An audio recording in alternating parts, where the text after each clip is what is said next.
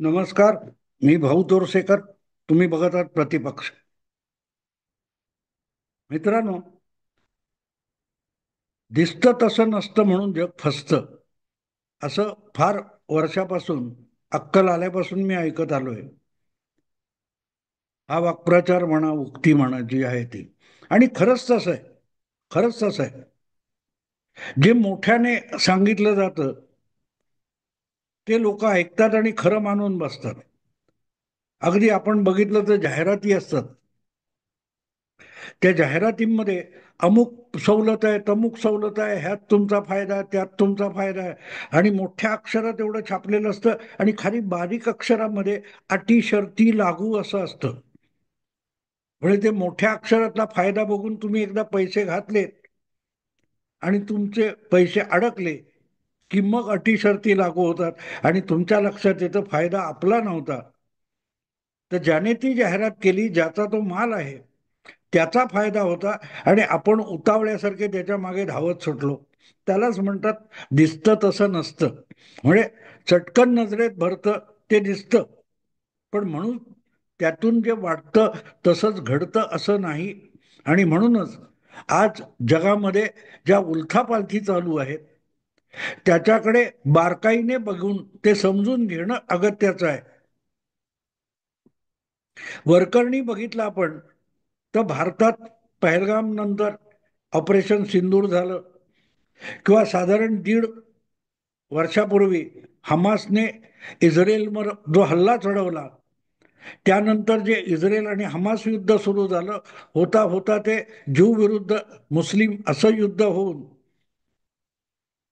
Hamas, नजरुल्ला काय तो Hezbollah यांना जमीनदोस्त केल्यानंतर ती लढाई इस्रायलची ह्याच्याकडे वळली, येमेनकडे वळली. आणि आता येमेन जवळजवळ बेचिराग झाल्यानंतर इस्रायलने थेट इराणवर हल्ला चढवलेला आहे.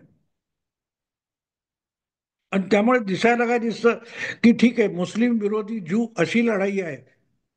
किंवा असंही म्हणता येईल की ज्या प्रकारे अमेरिका वगैरे त्यात हात घालते त्याकडे बघितलं तर असंही वाटू शकतं की ख्रिश्चन विरुद्ध मुस्लिम अशी लढाई चालू आहे. किंवा भारताकडे बघितलं तर दहशतवाद विरोधी भारताने पुकारलेला लढा आहे.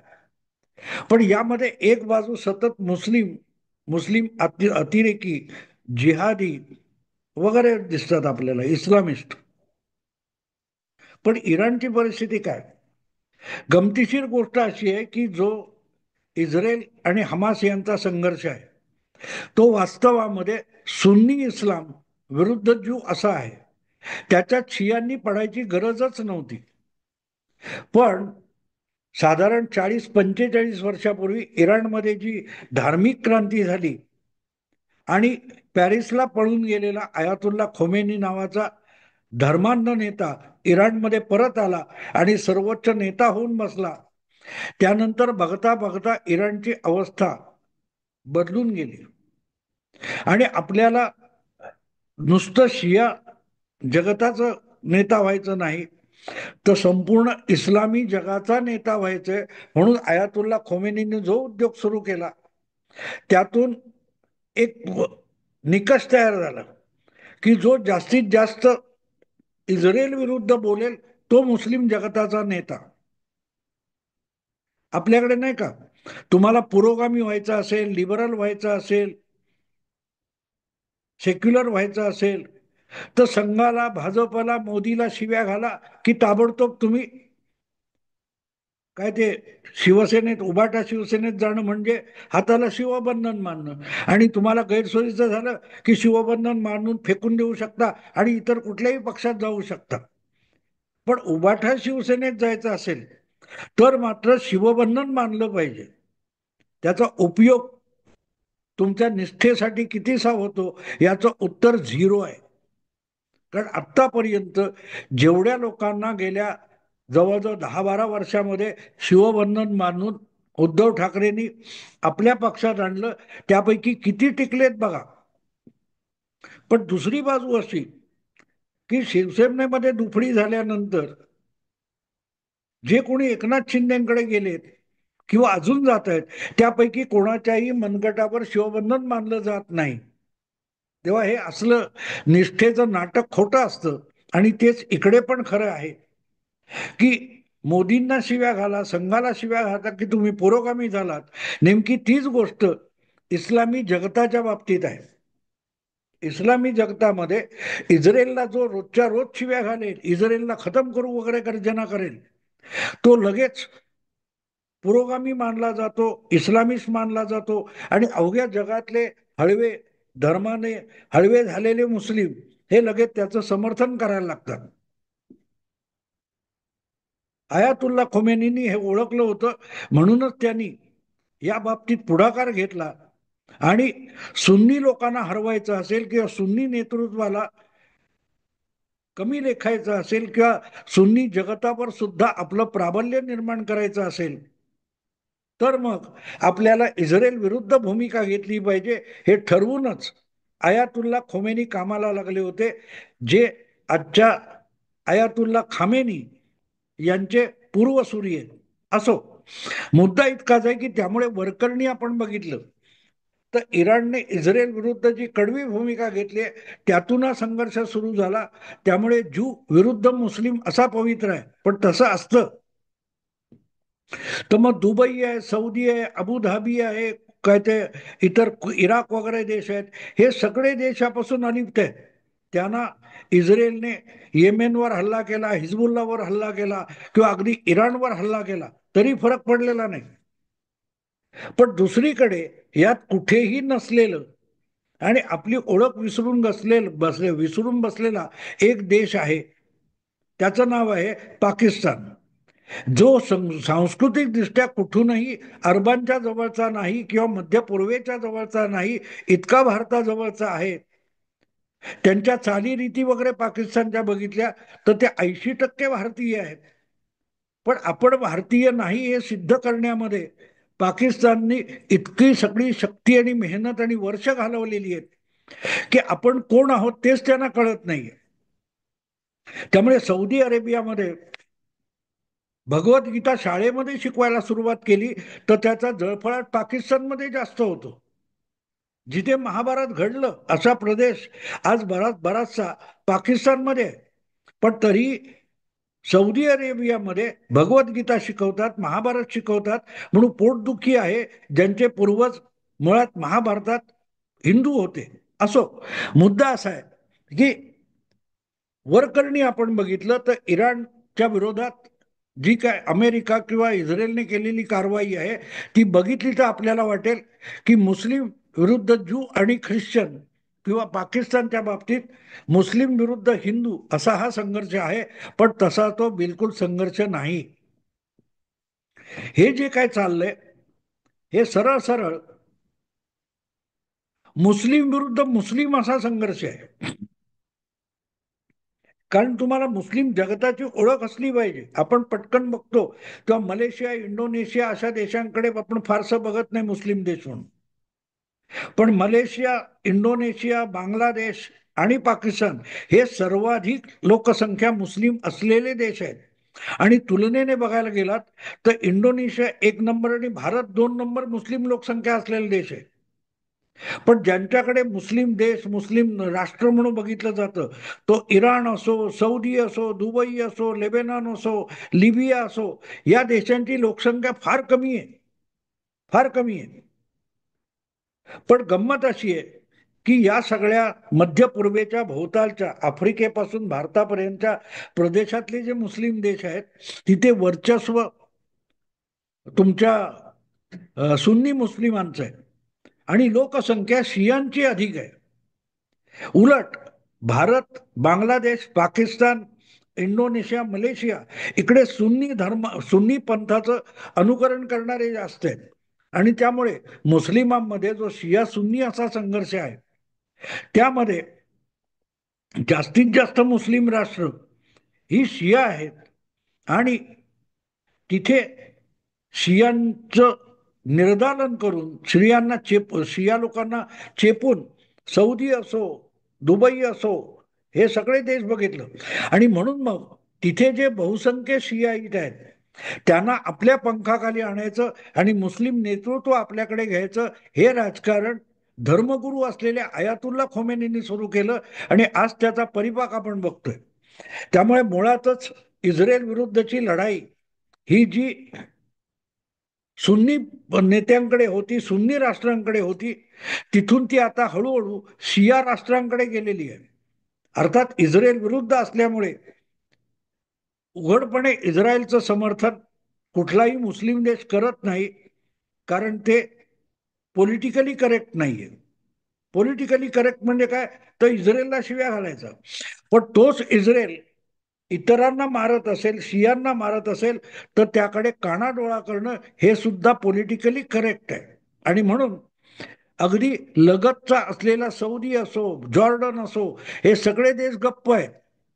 आणि बकवास कोण करतोय, तो इराण करतोय. आणि त्यातून आता अशी परिस्थिती निर्माण झाली आहे की एक एक करत हे शिया पंथीय अतिरेकी जे तयार झाले, मग ते हिजबुल्ला असेल, त्यात फक्त एक हमास असा आहे की जो सुन्नी आहे आणि ज्याचं समर्थन इराण करतोय. आणि कुठलाही सुन्नी राजकीय नेता किंवा अरब हा हमासचं समर्थन करत नाही. ही गमतीशीर गोष्ट आहे, पण वस्तुनिष्ठ आहे. असो, सांगायचा मुद्दा असा की वरकरणी बघितलं तर ही लढाई ज्यू मुस्लिम ज्यू मुस्लिम ख्रिश्चन किंवा मुस्लिम हिंदू अशी वाटेल, पण ती तशी नाहीये. ही लढाई ही मुळातच मुस्लिम विरुद्ध मुस्लिम अशी आहे. म्हणजे एक तर शिया सुन्नी अशी आहे, किंवा आपापल्या हातातली सत्ता न जाऊ देण्यासाठी आपल्याच मुस्लिम जनतेला चिरडून काढणारी आणि त्यांच्या डोक्यावरून सत्तेचा वरवंटा फिरवणारी मुस्लिम नेत्यांनी मुस्लिम जनतेविरुद्ध छेडलेली ही लढाई आहे. अलीकडल्या काही दिवसात तुम्ही बघाल, काही महिन्यामध्ये गाझा पट्टीमध्ये हमासच्या विरुद्ध तिथले मुस्लिमच आंदोलनात उतरलेले. तेहरानमध्ये खामेनीच्या विरोधात प्रचंड संख्येने मुस्लिमच आंदोलन करतात, कारण लोकसंख्याच मुस्लिम आहे. पाकिस्तानमध्ये सुद्धा पहलगामच्या घटनेनंतर दहशतवादाला आसरा देणाऱ्या राजकारणी आणि लष्करी सत्तेच्या विरुद्ध जनमत उभं राहायला लागलेलं आहे. मग लढाई कोणाची आहे? हिंदू मुस्लिम आहे? नाही. ज्यू मुस्लिम आहे? नाही. ख्रिश्चन मुस्लिम आहे? नाही. ती मुस्लिम विरुद्ध मुस्लिम अशी आहे. मग कधी पंथ एकमेकाविरुद्ध आहेत, किंवा मग सत्ताधारी आणि सामान्य मुस्लिम यांच्यातली लढाई आहे. आता आणखीन एक भाग बघितला पाहिजे. एक तर लष्करातून पुढे येऊन हुकुमशाही करणारे कर्नल गडाफी सारखे लष्करशाह याचं कारण आहे. पाकिस्तानात तेच झालं. लोकशाही भारताबरोबर वेगळा झालेला पाकिस्तान हा स्वतंत्र देश होता. पण आज अशी परिस्थिती आहे की पाकिस्तानकडे सेना नाही, सेनेकडे पाकिस्तान आहे. एक छान कोणतरी शिया मुस्लिम मौलवी आहे, त्याचं एक उक्ती मला फार आवडली. तो म्हणाला, जगात प्रत्येक देशाकडे आपली एक सेना असते, पण पाक सेनेकडे एक देश आहे ज्याला लोक पाकिस्तान म्हणतात. म्हणजे पाकिस्तानला स्वतःचं अस्तित्व नाही, ती पाकिस्तानी सेनेची जणू मालमत्ता आहे. आणि जी गोष्ट पाकिस्तानची आहे तीच अनेक लष्करशाह झालेल्या मुस्लिम देशांच्या नेत्यांची आहे. कुठूनही येऊन लोकशाही वगैरे गडगडून टाकून ते आपल्या हातात सत्ता घेतात आणि आपल्याला पाहिजे तसं. एकही पाकिस्तानचा माजी सेनापती किंवा राजकीय नेता हा पाकिस्तानात राहत नाही. तो उरले कुठच्या तरी युरोप, दुबईला वगैरे जाऊन राहतो, अमेरिकेत जाऊन राहतो. आणि त्यामुळे हे लक्षात घेतलं पाहिजे, ह्या संघर्ष जो अंतर्गत संघर्ष आहे हा इतका विकोपाला गेलेला आहे की आज इस्रायल असो किंवा अमेरिका असो, त्यांनी त्याच देशातल्या असंतोषाला आपलं हत्यार बनवलेलं आहे. आज तेहरानमध्ये हजारोच्या संख्येने तिथला धार्मिक नेता किंवा सुप्रीम नेता अली खामेनी याच्या विरुद्ध एवढा जबरदस्त निदर्शनं वगैरे चालू होत असतील, तर मग तिथली सेना तरी कुठल्या बळावर लढणार, किंवा कुठल्याही देशाची फौज असते, ही फौज नेहमी आपल्या जनतेच्या पाठिंब्यावर, जनतेच्या सद्भावनेवर आपलं हत्यार चालवू शकत असते. पण ती जनतेची सद्भावना, जनतेचा पाठिंबा सैन्याच्या मागे नसेल तर त्या सैन्याला लढाई लढता येत नाही, आणि जिंकणं तर अजिबात शक्य नसतं. पाकिस्तान प्रत्येक वेळेला का हरतोय? कारण जनतेला उपाशी ठेवून पाकिस्तानी राज्यकर्ते आणि सेनापतींनी आपली चैन करून घेतली, सगळं तूप आपल्या पोळीवर उडून घेतलेलं आहे. आणि त्यामुळे हळूहळू करत मुस्लिम जनतेमध्ये धर्माचा पगडा कमी होऊन आपल्याला धर्माची गोडी देऊन आपल्यावर राज्य करणारे आणि आपल्यावरच धर्माचं नाव घेऊन अत्याचार करणारे जे नेते आहेत, राज्यकर्ते आहेत, त्यांच्या विरुद्ध उठाव सुरू झालेला आहे. आणि ही लढाई वरकरणी इस्रायल इराण अशी वाटते, ती प्रत्यक्षात मुस्लिम विरुद्ध मुस्लिम अशी आहे. म्हणजे मुस्लिम नेते विरुद्ध मुस्लिम सामान्य जनता. दुसरीकडे त्याला आणखीन एक अँगल आहे. दीर्घकाळ मुस्लिम मौलवींनी, धर्मगुरूंनी राजकारणाला ओलीस ठेवलं, आणि त्या ओलीस ठेवण्यातून हळूहळू करत धर्माच्या नावाने राज्य करायचं असेल तर प्रश्न न सोडवता सत्ता उपभोगता येते. म्हणून मुस्लिम राष्ट्रांचे, बहुतेक मुस्लिम देशांचे राजकीय नेते सुद्धा किंवा लष्करशाह सुद्धा मौलवींच्या आहारी गेले, आणि त्यांनी मौलवींना मोठं करून ठेवलं. एक काल परवा मी पाकिस्तानच्या एका माणसाचं हे बघत होतो की बाबा, तो म्हणाला की ईदचा चंद्र उगवला की नाही हे मौलवी कसा सांगणार? आपल्या देशामध्ये पाकिस्तानने अणुबॉम्ब बनवला असेल तर चंद्राचा उदय झाला की नाही एक शास्त्रज्ञ का सांगू शकत नाही? त्याच्यासाठी मौलवीची गरज काय? म्हणजे सायन्स सुद्धा मौलवींच्या आहारी गेलेलं आहे. हे बघितलं की कळतं आपल्याला की आज जो वरकरणी संघर्ष दिसतो तो व्यवहारामध्ये मुस्लिम विरुद्ध मुस्लिम असं आहे, सुखवस्तू मुस्लिम विरुद्ध वंचित मुस्लिम असा संघर्ष आहे. आणि दुसरीकडे मुस्लिम मौलाना धर्मगुरू विरुद्ध सामान्य मुस्लिम नागरिक यांच्यातला सुद्धा संघर्ष आहे. कारण लोकांना धर्माच्या भीती दाखवून किंवा धर्माचं आवाहन करून आपली चंगळ करून घ्यायची, याकडे हळूहळू करत मुस्लिम धर्मगुरूंचा ओढा गेलेला आहे. आपल्याकडे भारतामध्ये सुद्धा वक्फची लढाई चालू आहे. काँग्रेस सरकारने मुस्लिम मौलवींना खुश करण्यासाठी वक्फ चालू ठेवला, आणि मुस्लिम राजकीय नेते आणि मुस्लिम धर्मगुरू यांनी वक्फच्या नावावर जी काय सामान्य मुस्लिम जनतेची पिळवणूक केलेली आहे, मुस्लिम जनतेच्या हितासाठी, धर्मदाय हितासाठी जो कायदा बनला तो मुठभर मुस्लिम मौलवी आणि मुस्लिम राज्यकर्ते किंवा राजकीय नेते यांच्या चैनीसाठी तो कायदा वापरला गेला. आणि हे आता मोदींनी जी सुधारणा आणली त्यामुळे उघडं पडतंय, एकेका जागी उघडं पडतंय. जो प्रकार भारतात आहे तो खुद्द मुस्लिम देशात सुद्धा आहे. आणि त्यामुळे वरकरणी, ज्याला आपण ज्यू विरुद्ध मुस्लिम, ख्रिश्चन विरुद्ध मुस्लिम, हिंदू विरुद्ध मुस्लिम असा संघर्ष समजतो, तो चुकीचा आहे. तो दोन प्रकारचा आहे. एक राजकीय मुस्लिम नेते किंवा सत्ताधीश, राजकीय लष्करशाह मुस्लिम, नेते मुस्लिम, लष्करशाह मुस्लिम, आणि त्यांच्याबरोबर जी मुल्ला मौलवी मुस्लिम धर्मगुरूंनी केलेली संगनमत आहे, हातमिळवणी आहे, त्यातून ही समस्या उदयाला आली, अधिक जटिल होत गेली, आणि आता तिचा एक स्फोटक परिस्थिती त्याची निर्माण झाली, त्याचा ज्वालामुखी फुटायची परिस्थिती निर्माण झाली. आणि म्हणून ते डोळसपणे बघितलं पाहिजे की यातून बाहेर पडायचा प्रयत्न सगळ्यात कट्टर धर्मवादी असलेला सौदी अरेबिया, दुबई करतायत. आणि दुसरीकडे धर्माच्या नावाने आपल्या जनतेला दरिद्री ठेवणारा पाकिस्तान सारखा देश किंवा बांगलादेश सारखा राष्ट्र बघितलं तर ते लोकांना, आपल्याच लोकांना लुबाडून चैन करणाऱ्या नेत्यांच्या हाती गेले. आणि आता बंडखोरी होते. उफाळून आलेला जो राग आहे तो मुस्लिम जनतेचा राग, हा आपलेच राजकीय धार्मिक नेते, धर्मगुरू आणि धर्माच्या नावाने लष्करी सत्ता उपभोगणारे जे सेनाधिकारी आहेत त्यांच्या विरुद्ध ही बंडाची ठिणगी पडलेली आहे. त्यामुळे वरकरणी आपल्याला ते हमास किंवा इराण किंवा लेबेनॉन असं वाटतं, तसं नाहीये.